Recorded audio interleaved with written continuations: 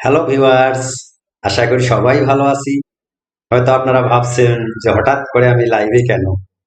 হ্যাঁ, অবশ্যই একটা কারণ আছে। আজকে 12ই আগস্ট, অপেক্ষার একটি বছর পূর্ণ হলো। সো এই দিনটাকে স্মরণীয় করে রাখার জন্য আজকে লাইভে আসা। কেউ একজন আমাকে বলেছিল যে এভাবে গান গাওয়ার উদ্দেশ্যটা কি? হ্যাঁ, আজকে সবার উদ্দেশ্যেই বলতে চাই, মূলত শিক্ষণীয় কিছু বিষয়ে প্রচার করার জন্যই আপনাদের সহযোগিতা চেয়েছিলাম। আপনারা আমার পাশে থেকে আমার এসো শিখি ইউটিউব চ্যানেল, এসো শিখি পেজ এবং আমার আইডিতে নিয়মিত লাইক কমেন্ট শেয়ার করে আমাকে সহযোগিতা করেছেন। সো আমি আপনাদের প্রতি কৃতজ্ঞ। সেজন্য আমি আজকে থেকেই বিশেষ করে প্রি প্রাক থেকে শুরু করে পঞ্চম শ্রেণী পর্যন্ত যে শিক্ষার্থীরা আছে তাদের কোনো না কোনোভাবে শিখন ঘাটতি রয়েই যায়। সেই শিখন ঘাটতিগুলো পূরণ করার জন্য, অর্থাৎ আপনারা ঘরে বসেই আপনার শিশুদের কোনরূপ প্রাইভেট না দিয়ে আপনি নিজেই কি করে আপনার শিশুকে পড়তে সহযোগিতা করবেন এবং কাজগুলো কিভাবে দিবেন, কোন শিখন পদ্ধতিটা অবলম্বন করবেন, কোন শিখন কৌশলটা অবলম্বন করবেন, সেই সকল বিষয়ের ক্লাস উপস্থাপন করে দেখাবো আপনাদের। এখন আপনারা ভাবতে পারেন যে আমি তো কোনো শিক্ষক নই, আমি তো কোনো প্রভাষক নই। হ্যাঁ, অবশ্যই না। তবে আপনারা অবগত আছেন plan international, save the children, sesame workshop Bangladesh অর্থাৎ সিসিমপুর সহ বেশ কয়েকটি বেসরকারি সংস্থায় আনুষ্ঠানিক এবং উপ-আনুষ্ঠানিক প্রাথমিক শিক্ষায় কাজ করে শিক্ষণ প্রক্রিয়া, শ্রেণী ব্যবস্থাপনা সহ নানাবিধ বিষয়ে আমি প্রশিক্ষণ গ্রহণ করেছি এবং আমি একজন প্রশিক্ষক হিসাবে কাজ করেছি। সুতরাং আমি এমন কোনো ভুল তথ্য অবশ্যই উপস্থাপন করব না। আপনারা বিশ্বাস রাখতে পারেন, নিয়মিত আমার যে ক্লাসগুলো আমি প্রচার করব, যদি আপনারা বিশ্বাস করে এটাকে অনুসরণ করেন বা ফলো করেন, তাহলে অবশ্যই অবশ্যই আপনি উপকৃত হবেন এবং ঘরে বসেই আপনার শিশুকে সুন্দর করে আমার যে শিখন কৌশল বা পদ্ধতি আছে এইটাকে অনুকরণ করে আপনি নিজেই কাজ তৈরি করে শিশুকে দিতে পারবেন। শিশু আনন্দের সহিত আপনার এই কাজটাকে গ্রহণ করবে এবং আপনার সাথে পড়তে বসবে। তো আর কোনো কথা নয়, আমরা আজকের ক্লাসে চলে যাই। তো আজকের যে প্রথম ক্লাস সেটা হচ্ছে ধ্বনি চর্চা, অর্থাৎ বর্ণের সাথে চিহ্ন যোজন করে জোরে জোরে পড়বে। এতে ধ্বনি সচেতনতা যেমন বাড়বে, তেমনি পড়ার যে দক্ষতা সেটাও অর্জন হবে। এর জন্য শুরুতেই আপনারা শিশুদের খাতায় একটা ধ্বনি চর্চার চার্ট এঁকে দিবেন। তো চার্টটা কিভাবে আঁকতে হবে, এটা কিভাবে উচ্চারণ করতে হবে, কিভাবে পড়তে হবে, সেটা আমি দেখে দিচ্ছি। আপনারা লক্ষ্য করেন। শিরোনামটা আমরা লিখে নেই।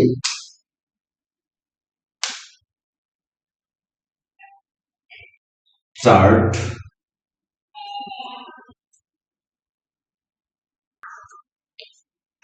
এরপরে যেহেতু একটা চার্টের কথা বলা আছে, আমরা চার্টটা খাতায় সুন্দর করে এঁকে ফেলবো। এইভাবে ধরে এভাবে আমরা চার্টটা এঁকে ফেলবো। একটা যে কোনো একটা ছবি দিয়ে রাখি। উপরের যে রটা আছে সেটাতে আমরা কার চিহ্নগুলো লিখে ফেলি। আর এভাবে ঔকার পর্যন্ত। এবারে প্রথমের যে কলমটা সেটাতে আমরা বর্ণগুলো লিখে ফেলি।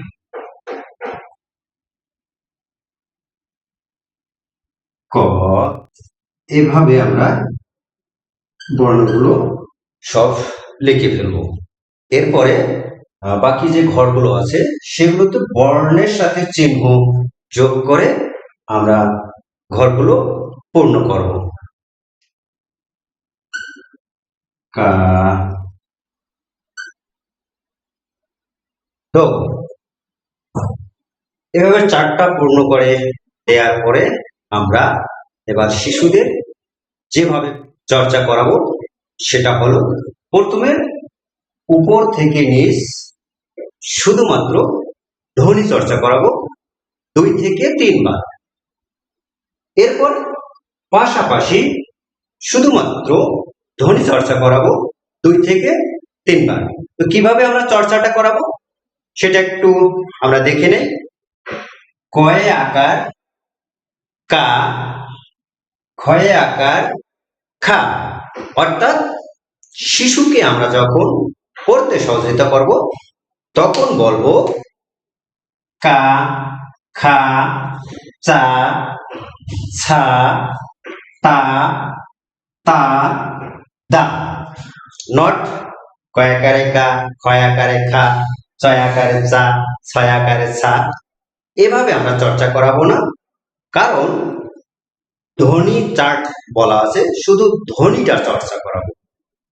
এটাকে আবার অনেকে ধ্বনি চার্ট বলি, আবার শব্দাংশের চার্টও বলা যেতে পারে। সো আমরা শুধু উপর নিচ প্রত্যেকটা বর্ণের সাথে প্রত্যেকটা চিহ্ন যোজন করে 2 থেকে 3 বার করব। কি, খি, চি, সি, তি, তি, দি। এভাবে এভাবে যখন প্রত্যেকটা বর্ণের সাথে চিহ্ন যোজন করে উপর নিচ 2-3 বার পড়া হয়ে যাবে, এরপরে আমরা পাশাপাশি পড়ব। পাশাপাশি কিভাবে পড়তে সহযোগিতা করব?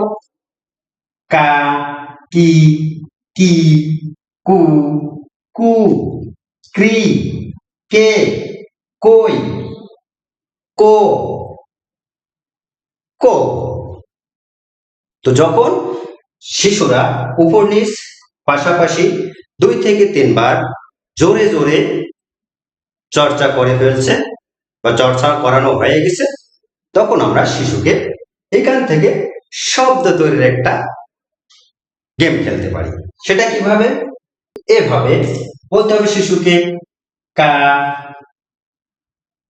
কি, কাকি, ছা, তা, কি হলো? ছাতা, খু, কু, কি হলো? খুকু। এভাবে চার্ট থেকে এলোমেলো করে একটা ধ্বনির সাথে আরেকটা ধ্বনি যোজন করে আমরা শব্দের খেলা খেলতে পারবো। আমরা খেয়াল করব, এখানে অর্থপূর্ণ শব্দ হতে হবে এমন কোনো কথা নয়। শুধু শিশুরা শিখবে ধ্বনিটা উচ্চারণ এবং ধ্বনির সাথে আরেকটা ধ্বনি যোজন করে, অথবা শব্দাংশের সাথে আরেকটা শব্দাংশ যোজন করে যে নতুন একটা শব্দ তৈরি হয়, সেটা শিশুরা শিখবে।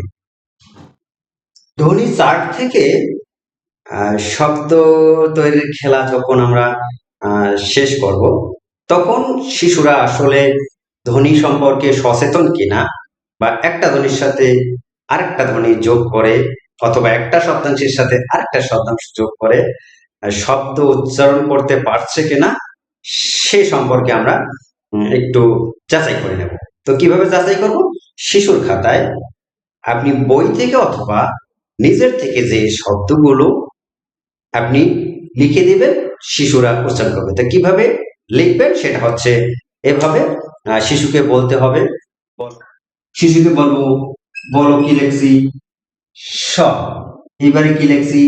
সা। এবারে কি লিখছি? ক।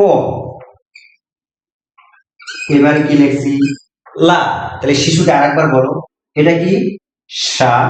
এটা কি? প। এটা কি? লা। তাহলে একসাথে কি করলে কি হয়? সাফলা। অনুরূপ শব্দ আপনি 2 বর্ণের, 3 বর্ণের, 4 বর্ণের যতটুকু পারেন লিখতে থাকেন। এবার বলি শিশুকে, এটা কি লিখছি? সা। এটা কি লিখছি? ধা। এটা কি লিখছি? র। এটা কি লিখছি? মূর্ধন্য ন। তাহলে শিশুকে আবার বলি, এটা কি? সা। এটা কি ধা, একসাথে করলে সাধা। এটা কি র, এটা কি ন, একসাথে করলে রন। তাহলে সাধারণ একসাথে করলে কি হয়? সাধারণ। অনুরূপ আরো দুই একটি শব্দ আপনি শিশুকে দিয়ে চর্চা করাবেন। কি শিশুকে বলেন, এটা কি লিখছি? অ। এটা কি? ধি। এটা কি? কা। এবার কি? র। তাহলে শিশুকে আবার বলি, অ। এটা কি? ধি। কি হলো? অধি। এটা কি? কা। এটা কি? র। কা। তাহলে একসাথে যদি বলি অধিকার। এভাবে বেশ কয়েকটি শব্দ বই থেকে অথবা আপনার নিজের থেকে খাতায় লিখে দিবেন এবং শিশুকে এভাবে ধ্বনি ভেঙ্গে ভেঙ্গে উচ্চারণ করানো শেখাবেন। তাহলে ধ্বনি সম্পর্কে যেমন সচেতন হবে, তেমনি শিশুরা একটা ধ্বনির সাথে আরেকটা ধ্বনি যোগ করে শব্দ তৈরি হয়, সেটাও শিখবে। তো আজকে এই পর্যন্ত।